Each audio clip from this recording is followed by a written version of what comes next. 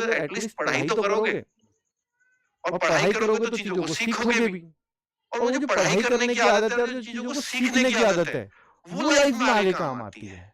वो रोज़गार लेने में भी काम आएगी और वो आगे किसी भी चीज़ में अगर मेहनत करोगे, तो उसमें कंसिस्टेंसी जो होती है, उसकी वजह से ही कहीं भी सफल होते हैं।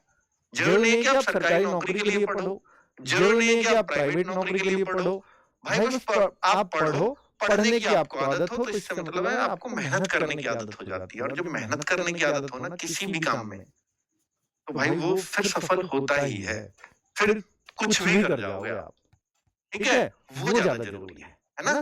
तो इसलिए बहुत परेशान, बहुत पागल मत होइएगा परसेंटेज के लिए। जो आएगी देखा जाएगा, एग्ज़ाम में अपना बेस्ट दे करके आना है। जो आता है, भाई मुझसे ही आता है ये मान लेना। क्योंकि जो आप पढ़ रहे हो वही सब पढ़ रहे हैं। उससे अलग कोई कुछ नया नहीं पढ़ रहा। बस अपने पढ़े हुए को रिवाइज़ अच्छे से कर जाओ और ये मैराथन शायद उसमें रिवीजन का ही काम करती है।